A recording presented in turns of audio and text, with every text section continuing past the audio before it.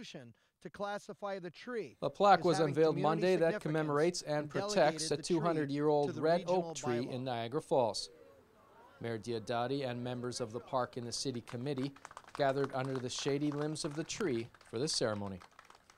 Well, the request came before the park and the city. That's where it starts, and they decide if it's worthy of having a special designation, and then they make a recommendation and forward that on to City Council. So that came to City Council through the Recreation and Culture Department, and Council had the discussion.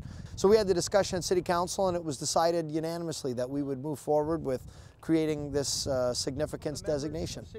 The Wiegand family reside on the property where the tree sits. Well, it's been over a year since we started the program, but it just means what we're doing is making people aware of a heritage tree, a protected tree for the region.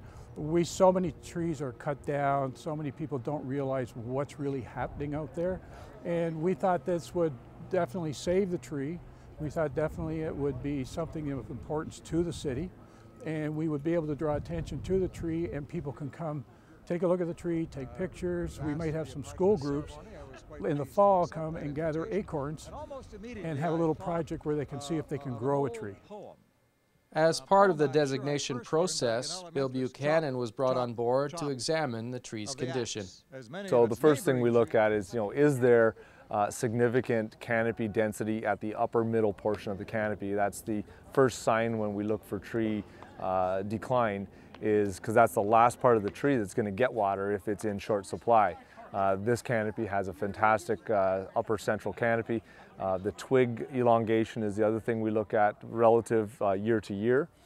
So if it's in the last, say, 5 to 7 years, it's showing a decline in twig elongation, that means it's in a decline state in general. If it's showing sort of a similar growth rate, that means it's kind of copacetic. Obviously, at this age, we wouldn't expect it to be in an increasing frame of twig growth, so it's showing really good growth, and that was one of the reasons why we said this is a tree that's worth designating, because it's going to be here for a while. This is only the second tree in Niagara Falls to be designated under the bylaw. Does this designation protect this tree moving forward? It protects the tree moving forward. Nobody can really do anything to the tree. They can't cut it. They can't chop limbs off. They can't try and cut it down. They can't dig around it. The only person that can authorize anything is the regional arborist. And we would have to get in touch with him or anybody.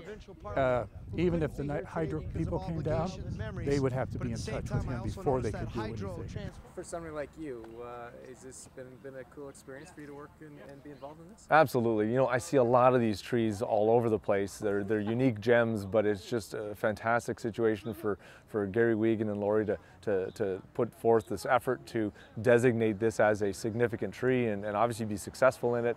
It's just nice to see that the community comes together and wants to acknowledge this tree that's really been here for longer than we can even imagine.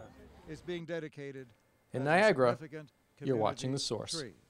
And well, it should be.